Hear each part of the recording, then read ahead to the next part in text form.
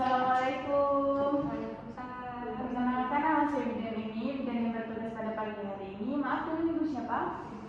Oh, dengan Ibu Asna ya.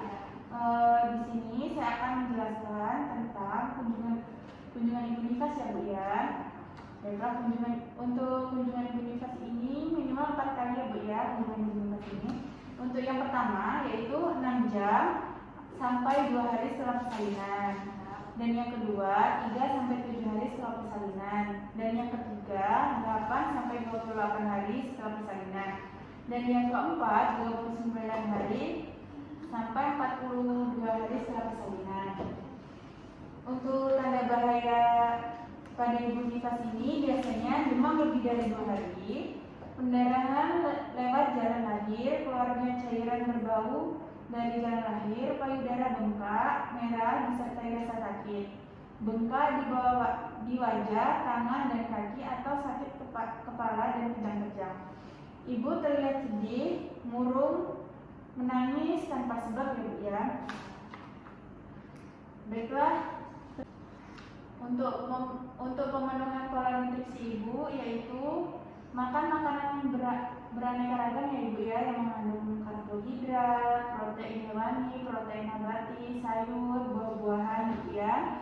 Untuk kebutuhan air minum pada Ibu menyusui pada 6 bulan pertama itu adalah 14 gelas ya Bu ya. Untuk sehari itu 14 gelas dan pada 6 bulan kedua adalah 12 gelas sehari. Untuk menjaga kebersihan diri termasuk kebersihan daerah kemaluan, ganti pembalut sesering mungkin ya Bu ya. Istirahatnya harus cukup, saat bayi tidur Ibu ikut istirahat ya Bu ya. Melakukan aktivitas fisik secara fisik pasca melahirkan dengan intensitas ringan sampai sedang selama 30 menit.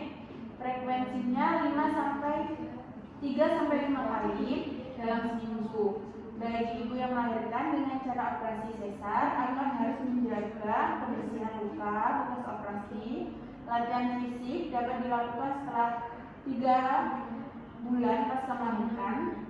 Cara menyusui yang benar dan hanya memberikan ASI saja selama 6 bulan ya Bu ya. Untuk perawatan bayi yang benar, jangan memberikan bayi menangis terlalu lama, jangan biarkan bayi menangis terlalu lama karena akan membuat bayi stres Ibu. Lakukan stimulasi komunikasi dengan bayi sedini mungkin bersama suami dan keluarga. Untuk berkonsultasi kepada tenaga kesehatan untuk pelayanan KB setelah persalinan ya Bu ya. Biasanya Ibu Nifas itu akan pasca melahirkan ini ada kemungkinan Ibu akan mengalami depresi ya Bu ya. Untuk mbaknya biasanya kemungkinan pertama itu bisa terjadinya baby blues. Terjadinya baby blues itu setelah melahirkan dan memuncak dalam beberapa hari hingga 2 minggu. Untuk gejalanya, suasana perasaan tidak stabil, biasanya Ibu agak gelisah mungkin perasaannya Ibu setelah melahirkan, mudah menangis, sulit tidur, mudah cemas dan mudah tersinggung kalau diberitahu. Untuk yang kedua, depresi pasca melahirkan yang terjadi setelah 4 minggu setelah melahirkan minimal selama 2 minggu berturut-turut. Gejalanya itu merasa sangat sedih, tertekan, sulit konsentrasi, gangguan tidur, tidak selera makan atau banyak makan, mudah tersinggung, mudah marah, merasa lelah, tidak bergairah pada aktivitas harian, perasaan bersalah, khawatir, tidak dapat menjadi ibu yang baik untuk adiknya, pikiran untuk melukai diri atau bayinya, dan merasa menderita terhadap gejala yang dialami.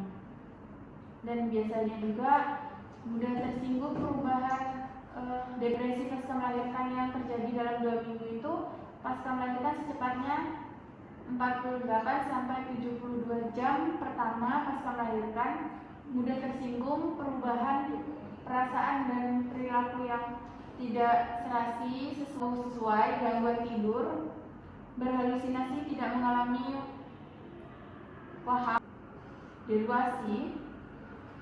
Untuk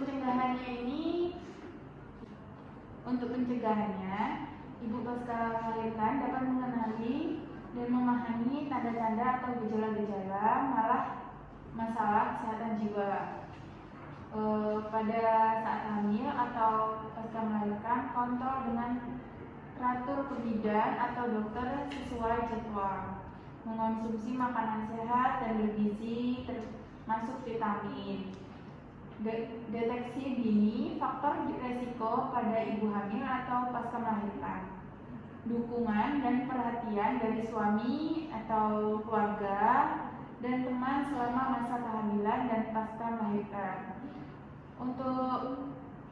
Untuk penanganannya, ibu dukungan keluarga itu terutama suami, tidak hanya bayi saja yang diperhatikan ya Bu ya.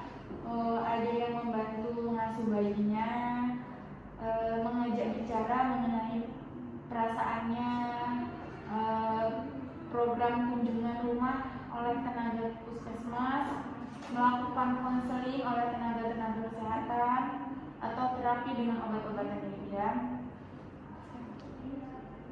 Juga untuk tanda bahaya diri bayinya, cara memberi ASI ini inisiatif menyusui dini IMD.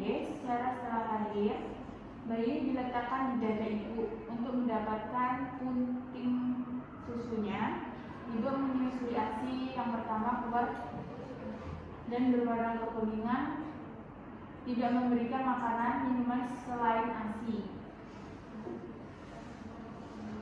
Susui bayi sesering mungkin 8-12 kali dan setiap bayi menginginkan. Normalnya bayi menyusui itu antara 5-30 menit ibu. Jika bayi tidur lebih dari 3 jam, bangunkan lalu susui ya Bu ya. Susui sampai payudara terasa kosong, lalu pindah ke payudara sisi lainnya. Susui anak dalam kondisi menyenangkan, nyaman, dan penuh perhatian. Untuk dukungan keluarga dan itu sangat penting dalam keberhasilan ASI eksklusif ya Bu ya. Untuk cara menjaga bayi tetap hangat, mandikan bayi dengan air hangat 6 jam setelah lahiran dengan syarat kondisi stabil. Sebelum tali pusat lepas, mandikan bayi dengan dilap aja Ibu ya. Setelah tali pusat lepas, bayi dapat dimandikan dengan dimasukkan ke dalam air. Hati-hati agar kepala tidak terendam atau tercemplak ya. Bersihkan kemaluan bayi dari depan ke belakang dengan kapas yang dibasahi air bersih atau handuk bersih ya Bu ya. Beri pakaian dalam, selimut setiap saat pakaian topi, kaos kaki, kaos tangan jika dirasakan cuacanya dingin. Segera ganti baju atau popok jika basah atau adiknya pup ya Bu ya. Lakukan perawatan metode kanguru jika berat kurang dari 25 gram. Perawatan metode kanguru itu seperti untuk bayi kecil seperti ini Bu ya.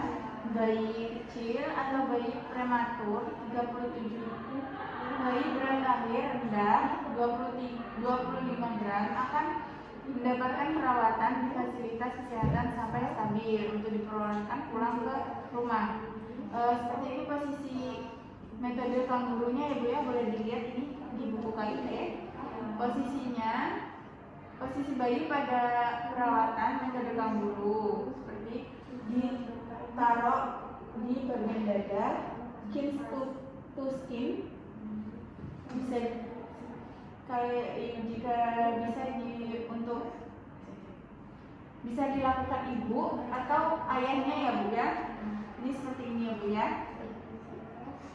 Bapak Ibu sudah mengerti? Sudah. Untuk cara merawat tali pusatnya sendiri, sebelum merawat tali pusatnya sendiri, ibu boleh cuci tangan dengan sabun atau air mengalir sebelum dan sesudah memegang bayi ibu. Jangan memberikan apapun pada tali pusat. Rawat tali pusat terbuka dan kering. Jika kotor atau basah, cuci dengan air bersih dan sabun lalu keringkan. Ingat ibu ya, jangan diberikan apa-apa. Untuk selalu mencuci tangan, ibu juga untuk kondisi bayi baru lahir setiap saat itu pola tidurnya biasanya pola tidur bayi sampai dengan 16 jam dalam sehari ibu. Kalau lebih dari 16 jam, ibu boleh dibangunkan ibu dan disusui ibu ya. Sebaiknya bayi tidur itu terlentang ibu, jangan boleh miring. Gunakan alas yang rata. Jauhkan benda yang dapat menutupi kepala. Atau gunakan sabun ibu agar tidak digigit serangga ya Bu ya. Untuk BAB, buang air besar. Buang air besar pertama paling telat itu 40 jam setelah melahirkan. Warna BAB yang normal itu berwarna hitam, pekat atau hijau dan kekuningan mulai hari kelima. Untuk BAB, untuk bayi BAB 3-4 kali per hari ibu biasanya. Ibu mengasuh, keluarga harus waspada jika ada perubahan bentuk si BAB-nya itu bu, dalam dan frekuensi BAB. Oke.